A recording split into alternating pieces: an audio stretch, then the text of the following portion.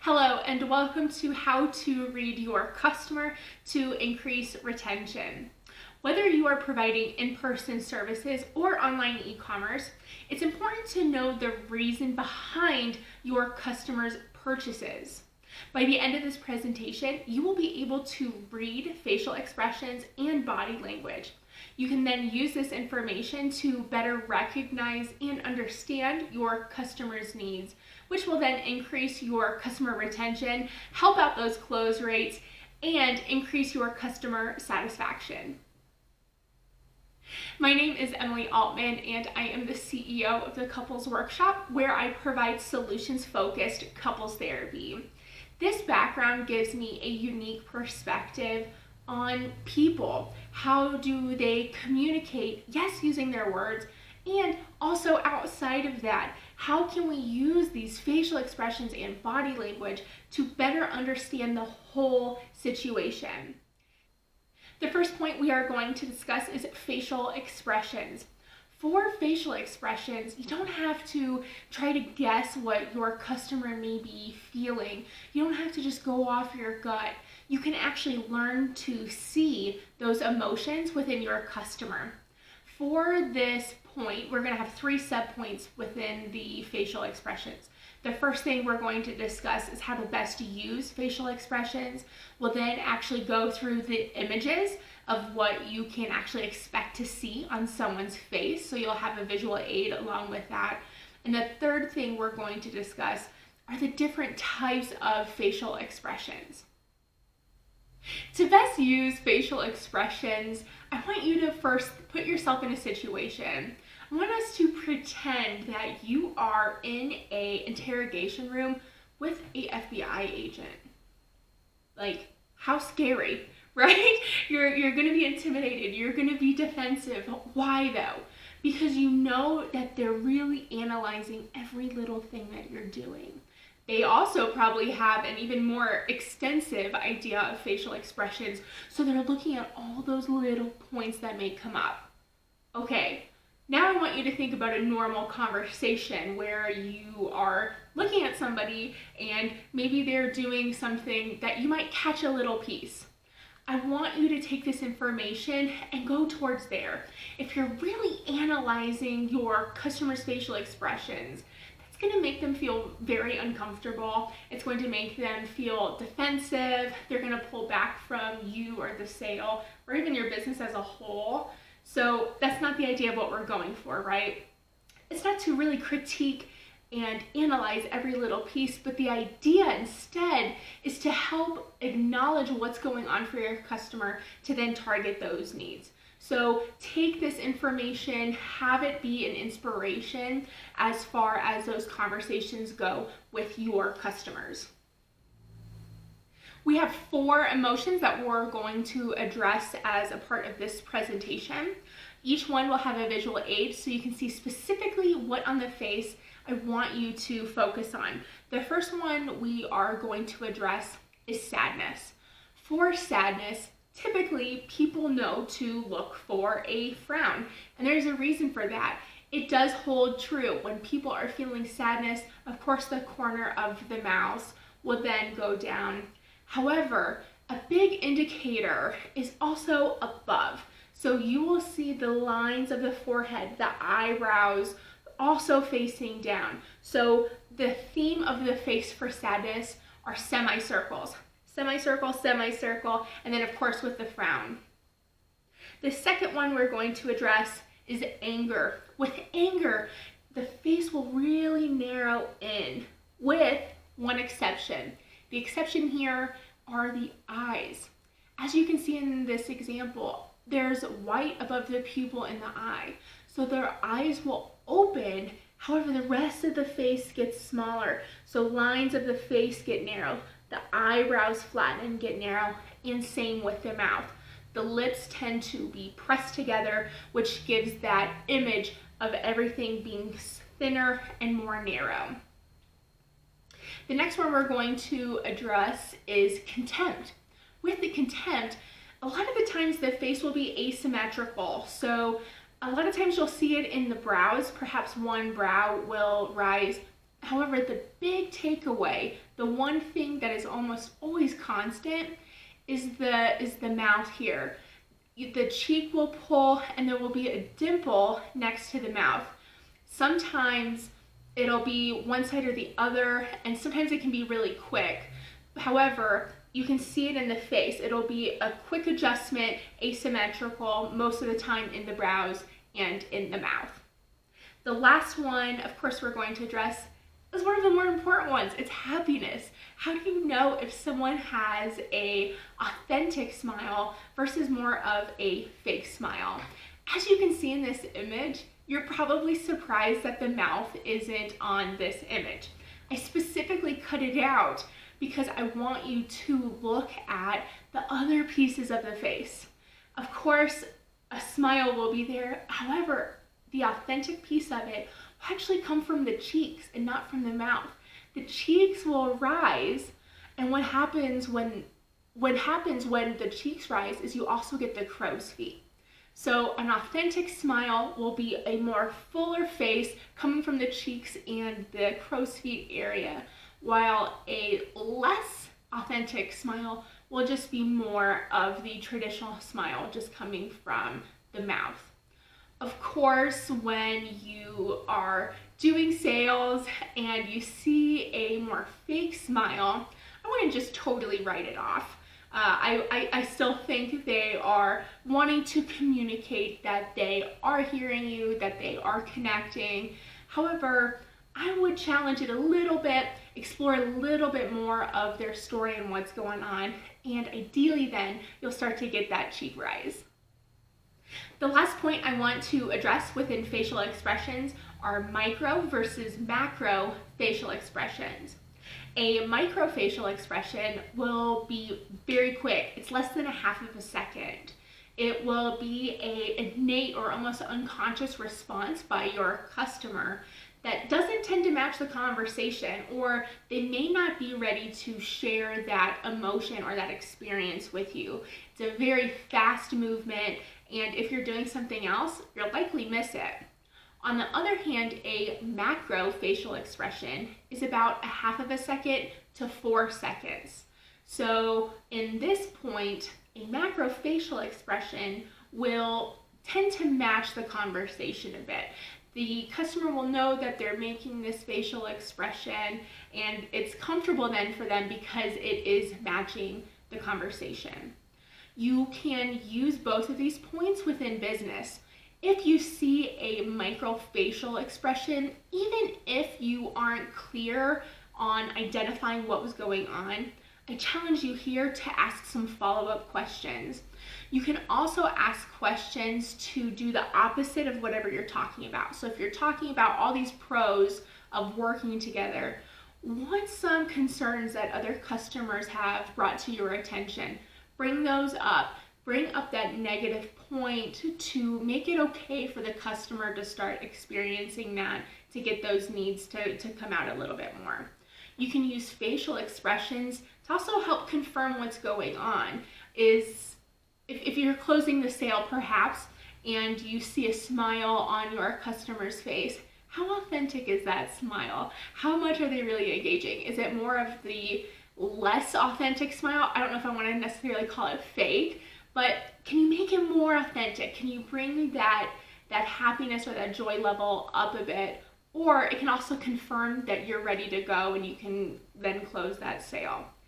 Either way, with either one, the last takeaway I want you to have is that at a maximum, it tends to be about 4 seconds on average for people. So it's not like they linger in smiling's, I think, an exception because it's more socially acceptable. But if they are experiencing contempt or sadness or anger, a lot of the times it doesn't linger on the face. It will be around that 4-second mark to indicate what's going on for them. The second main point we're going to talk about is body language. You can communicate to your customer without having to rely on your word choice. The first tip I have for body language is the power of leaning. So when you lean forward towards your customer, You can communicate more confidence. You can communicate more power. If there's a interesting power differential here, then I challenge you to lean forward. Give them some more confidence. You can then run the conversation a little bit more easily. If the opposite is true, let's say your customer is feeling uncomfortable or a little uneasy about the sale, I would challenge you to then lean back in your chair. What you're doing here is you're allowing them to have more of the floor, allowing them to have more of that space, and allowing them to think about things a little bit. Give them the power back in that situation. The only exception I have to this is a slight lean forward. A slight lean can indicate that you are listening, that you are attentive, and that what they have to say matters. So if a customer is more sad or upset about a situation, I would recommend a slight lean. Feel out how that works for that specific customer. If they are feeling like they need more power, then lean back in the chair. Or if you kind of want to take a little more control, then lean forward a little more aggressively towards your customer. The next point within body language I want to address is actually a myth. I think there's a myth around crossing your arms. Just because a customer is crossing their arms does not mean that they're angry, does not mean that they are not feeling it. It just may mean that they're trying to comfort themselves. Is it cold? Did they just come in from outside and they're freezing? Perhaps they just naturally sit this way. I've met some people that just have a natural way of sitting and they cross their arms. The way I use this when people cross their arms is I just have some follow-up questions. I clarify what's going on for them. I have some more follow-up. Again, I bring up any negative piece. So if they are experiencing something negative, it makes it a little bit easier if I bring that up to then make it okay that they talk about the negatives. I just explore it a bit, but I honor whatever they say is going on. If it's just cold outside, it may just be cold. The last point we're going to talk about is the power of mirroring. When you mirror someone's body language, essentially what that means is that you're following what they do. Do they have really animated talk? Do they talk a lot with their hands like I do? Do they tend to lean, right? We can add that back in.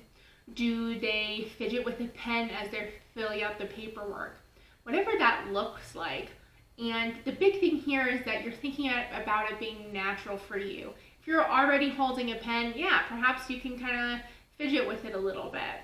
Perhaps you already talk a lot with your hands and you try to calm it down. So if someone's also very animated, yeah, you can talk with your hands too.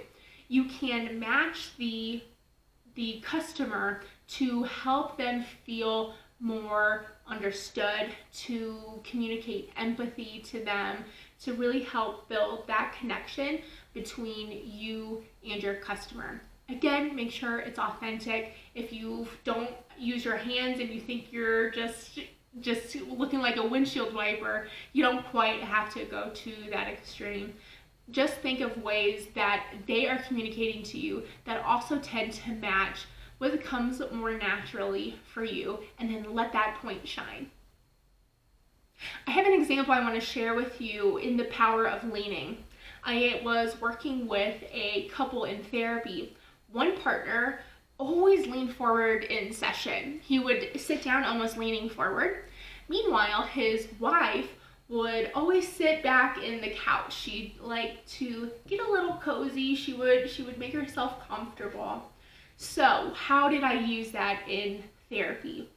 If they came in and let's say they had an argument and one person wasn't quite feeling validated, I would match the way that they would sit in the chair. Of course, I'm not going to mimic exactly what they're doing. However, I want them to know that I'm communicating with them, that I hear them, that I'm in there with their point. And a way that I can communicate that to them is to match the way that they're leaning on the couch. And I can use that even back and forth. So I can talk to him and I may be leaning forward. And then I realize I want to hear more of her point, make sure she's feeling validated. So I may sit back and say, what's your point, right? So I'm constantly moving to match the situation for that specific customer. The last point we're going to talk about are tips to implement these new techniques that you've learned. The first tip I have for you is to practice on emotions that you can see. So perhaps someone in your personal life is experiencing joy and happiness. Try to see how their face then reacts. Do you see those cheeks rise? Do you see more of that authentic smile? What makes it an authentic smile? And the benefit of doing this is, again, you don't want to be the FBI agent. So it will also be a way that you can notice these little behaviors happen on their face without staring, without being over analyzing of their facial reactions. The second tip that I have for you is to, yes, of course, talk about any negative emotions that come up for your customers. And I want to make sure I address the opposite point too. If your customer is visually telling you, yes, we are comfortable with the sale, we are ready to go, that's matching their word choice, it's okay to stop the sale. I think it can be used as a way to also confirm that the customer is feeling comfortable in the relationship with you. The third point I want to bring up is specifically on mirroring. Again, I challenge you to do this at home. What about your partner or your kids? Try to mirror what they're doing when they're telling you a story. How does that feel for you? What makes it more natural? When you use mirroring at home with your family, you get two benefits really. One, of course, you get the practice. You get to feel how you can make that natural without it mimicking your family member. The second benefit to this is that you get to practice. So when you bring this technique into work, you're going to feel more confident because you already have a couple tries under your belt. The last tip I have for you is specifically for e-commerce and other online marketing. Since you now know how to communicate emotions and body language to your customer, you can then use that perhaps for advertising. Perhaps you have ads specifically targeting different emotions. You can then see how those emotions and how that communicates to your target market. Do you get more engagement on one emotion versus another? Or perhaps you have more clicks to a specific landing page. Try to use these techniques as a way to also implement some A/B testing into your marketing. Thank you so much for tuning into my presentation on how to read your customer to increase retention. We first talked about facial expressions. How can you use facial expressions to identify different emotions that may be going on for your customer to then address those underlying needs that are coming up around that purchase? We then discussed body language. How can you use your own body to communicate to your customer without having to rely on your words? And then we discussed tips for implementing these new techniques that we've learned. Thank you for tuning in with me today. I am really looking forward to connecting with all of you. So please connect with me on LinkedIn. That is where I am most active. In addition, I would love to hear any questions or concerns you have regarding this content. I am always down to talk business, so please feel free to reach out. Thank you again for watching. Talk to you guys soon.